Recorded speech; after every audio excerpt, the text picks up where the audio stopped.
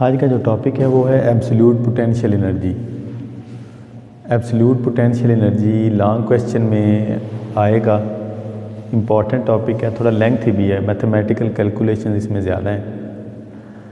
Potential energy और absolute potential energy में क्या फ़र्क है, पहले सबसे इस पॉइंट को समझें। पोटेंशियल एनर्जी होती है किसी भी बॉडी की energy due to its position, जो पोजीशन की वजह से किसी भी बॉडी की जो एनर्जी होगी, पोजीशन का मतलब है ग्रेविटेशनल फील्ड के अंदर, वो उसकी पोटेंशियल एनर्जी होगी। मिसाल के तौर पर देखेंगे, ये मार्कर इस टाइम पे मेरे हाथ में है, तो मैं इसको यहाँ से उठा के इधर ऊपर लेकर आ रहा हूँ, तो इसकी जो एनर्जी में चेंज आया है, ये एनर्जी चेंज पोटेंशियल एनर्जी कहलाएगा। अगर अर्थ से उठा के लेकर आ रहे हैं तो जितना ज़मीन से ऊपर जाते जाएंगे तो उतनी पोटेंशियल एनर्जी इसकी बढ़ती जाएगी। ये तो सिंपल पोटेंशियल एनर्जी है जो ग्रेविटेशनल फील्ड के अंदर दो पॉइंट्स के दरमियान होती है। जो कोई भी simple potential energy gravitational field के अंदर, मसलन कोई भी दो पॉइंट्स के दरमियान जो बॉडी की एनर्जी होगी वो पोटेंशियल एनर्जी कहलाएगी। एब्सोल्यूट पोटेंशियल एनर्जी क्या होती है? अगर हम ये करें कि मैं इस मार्कर को यहाँ से उठा के इधर नहीं लेकर जा रहा, बल्कि इसको इतना ऊपर लेकर चला गया हूँ कि ये ग्रेविटेशनल फील्ड से बाहर चली गई है, ठीक है, मार्कर। तो अब वो जो फील्ड से बाहर वाला पॉइंट है ना, इन्फिनिटी वाला पॉइंट, उस पॉइंट और इसके दरमियान जो एनर्जी का गैप है, जो एनर्जी का डिफरेंस है, that is called absolute potential energy. इस पॉइंट की आपको समझ आई कि अगर हम किसी बॉडी को ग्रेविटेशनल फील्ड के अंदर से उठाएं और उसको उठा के इतना ऊपर ले जाएं कि फील्ड से बाहर चले जाएं हम, तो वो जो वर्क डन होगा, जो हमने वर्क डन किया उस बॉडी के ऊपर, जो उसमें उस एनर्जी का चेंज आया है, आपको पता है वर्क डन हमने पिछले लेक्चर में पढ़ा था, एनर्जी का चेंज लाता है, तो that is called absolute potential energy. उसे हम कहेंगे एब्सोल्यूट पोटेंशियल एनर्जी, ठीक। उस वर्क डन को हम क्या बोलेंगे? Absolute potential.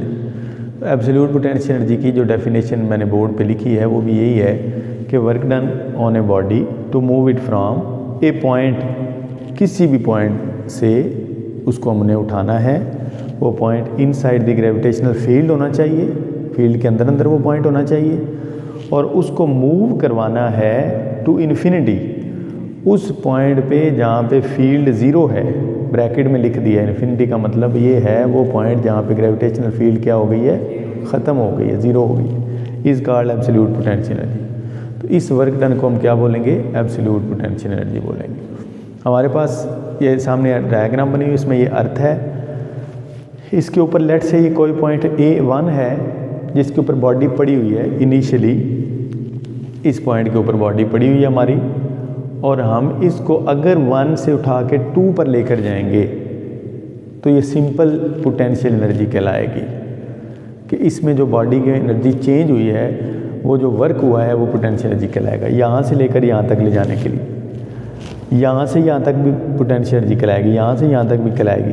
लेकिन जब हम इसको उठा के किसी n पॉइंट पे लेकर गए हैं और वो n पॉइंट फील्ड से बाहर है, तो अब जो पोटेंशियल एनर्जी है वो क्या है? वो potential energy absolute potential energy बन गई है। अब हमारे लिए हमने क्या करना है? हमने absolute potential energy find out करनी है, हमने वो वर्क फाइंड आउट करना है जो हमें इस बॉडी को पॉइंट 1 से उठा के इन्फिनिटी तक ले जाने के लिए दरकार है, रिक्वायर है, वो वर्क डन हमने कैलकुलेट करना है।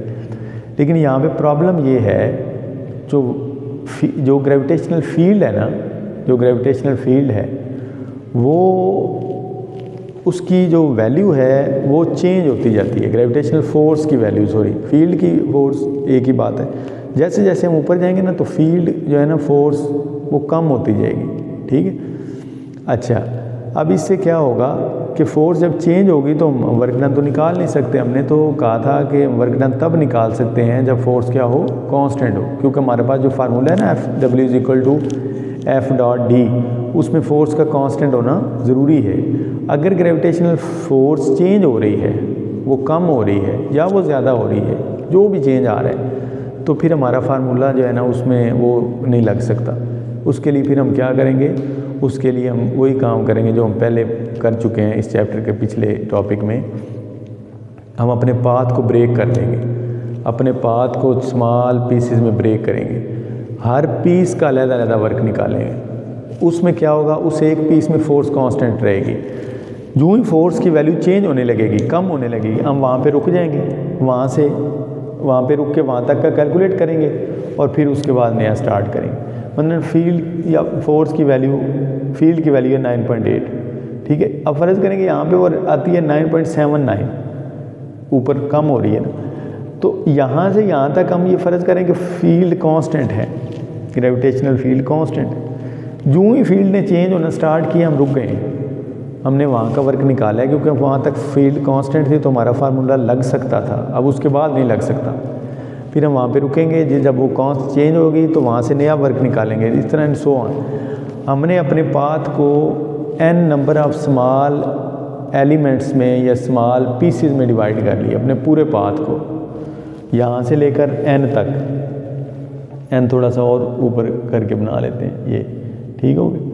तो n तक हमने स्मॉल पीसेस में डिवाइड कर लिया। सबसे पहले हमने क्या करना है, सबसे पहले हमने वर्क निकालना है 1 से लेकर 2 तक जाने का, फिर हम 2 से 3 का निकालेंगे, फिर हम 3 से 4 का निकालेंगे और फिर सबको जमा कर देंगे, टोटल वर्क आ जाएगा। तो 1 से 2 तक ले जाने के लिए फार्मूला तो हमारे पास वही रहेगा जो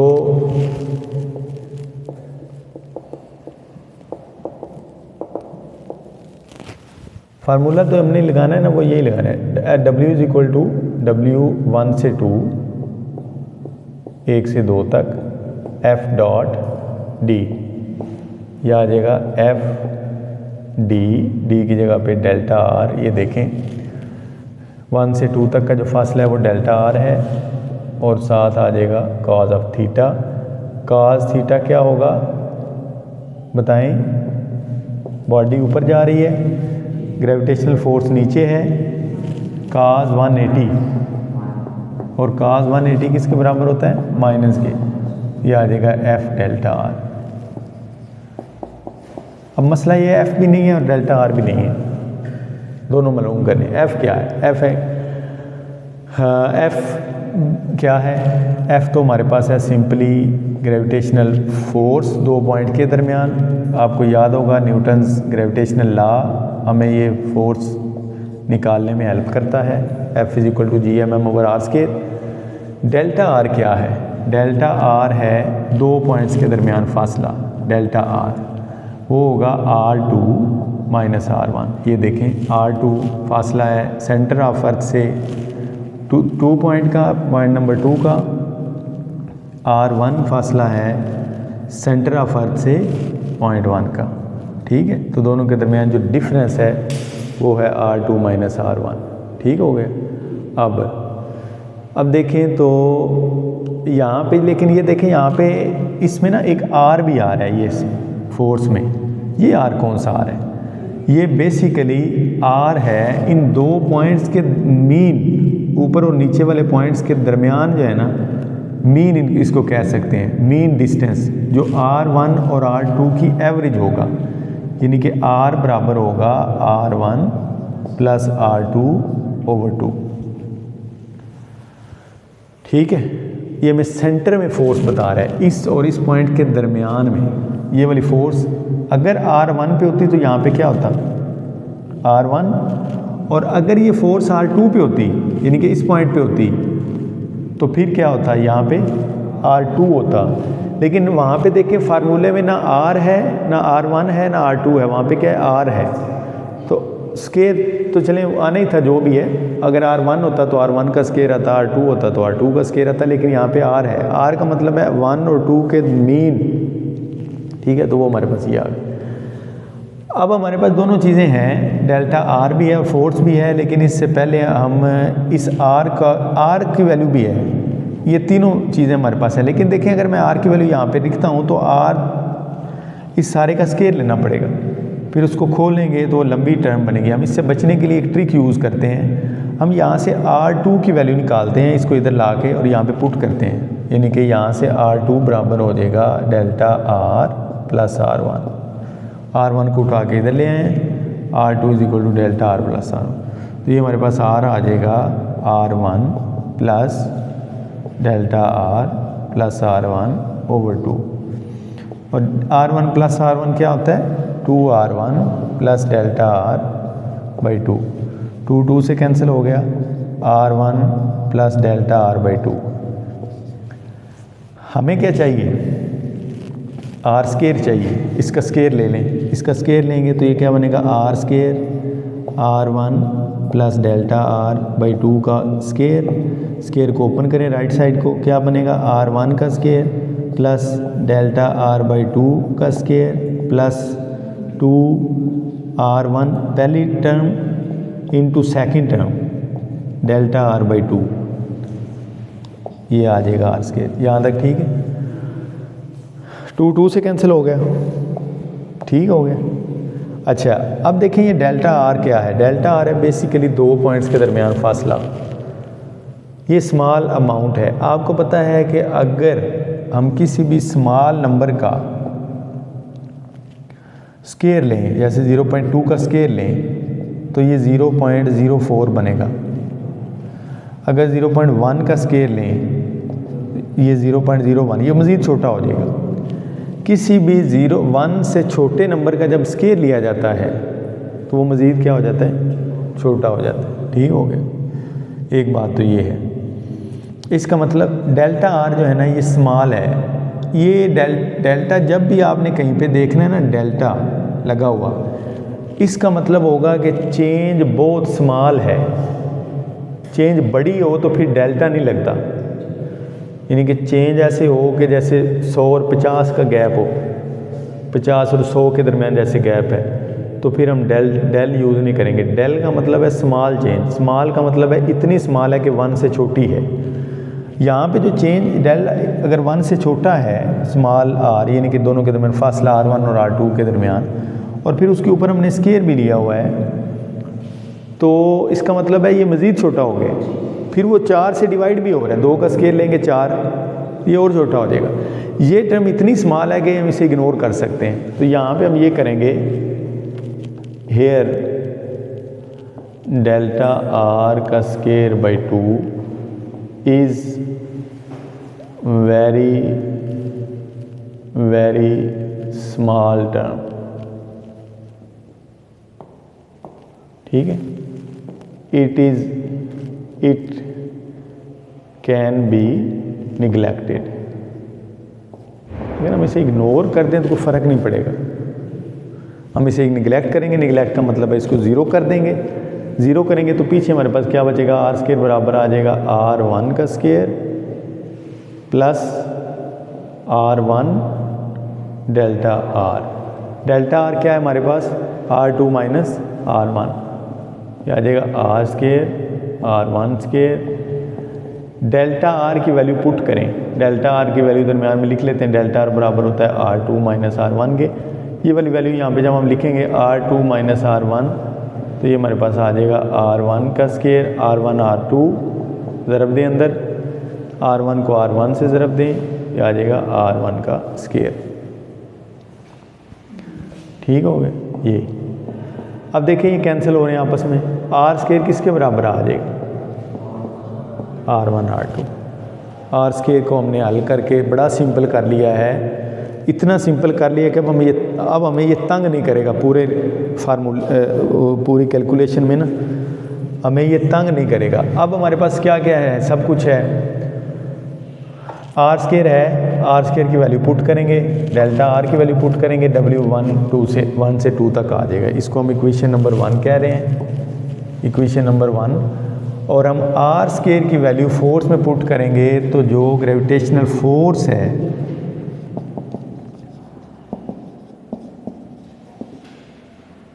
वो क्या बन जाएगी, becomes F is equal to G MM R1 R2,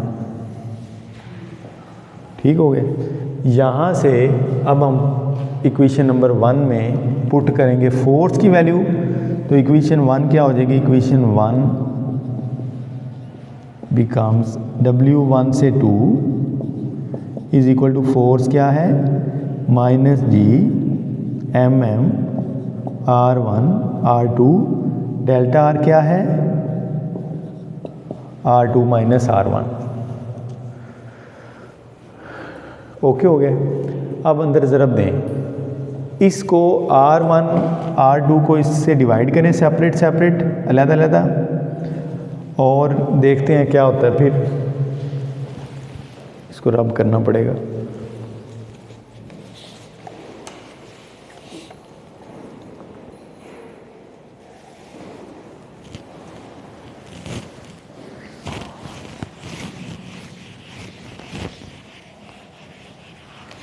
ये हमारे पास बन जाएगा W1 से 2 is equal to minus G M M R2 divided by R1 R2 R1 R1 R2। ये देखिए ठीक हो गया यहाँ तक। R2 R2 से कैंसिल, R1 R1 से कैंसिल, तो ये हमारे पास आ जाएगा minus G M M 1/R1 minus 1/R2। ठीक है, इधर इसको माइनस साइन को अंदर ज़रब दे दें, या चलें अभी इसको माइनस साइन को अभी आप ज़रब ना दें, इसको ऐसे रहने दें। अच्छा, ये W1 से 2 आ गया है जो है minus G M M 1/R1 minus R2। ये हमारे पास वर्क आ गया है जो हमें बॉडी पे करना पड़ेगा 1 से 2 तक इसको ले जाने के लिए। अब हम ये करेंगे, अब हम सिमिलर कर देंगे, सबका कैलकुलेट नहीं करेंगे। अब हम ये करेंगे सिमिलरली W2 से 3 तक क्या होगा, यानी कि अगर 2 से उठाएं, बॉडी यहाँ पे पहुँच गई है, 2 से उठा के 3 पे ले जाना है, तो क्या होगा, इसे देखें W2 minus G M M ऐसे रहेगा। ये देखें पहले 1 है तो इधर क्या आ रहा है 1/R1।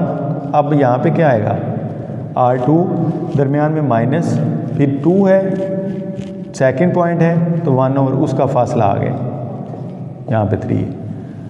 जी एम एम कॉन्स्टेंट है, सिर्फ डिस्टेंस चेंज हो रहा है। जब आप बॉडी को उठाएंगे माइनस साइन शो कर रहे हैं कि आप ग्रेविटी के अगेंस्ट जा रहे हैं, ठीक है। और ये हमारे पास आ जाएगा 2 से 3 का, और अगर हम 3 से 4 का निकालें तो वो क्या होगा minus G M M R3 minus R4।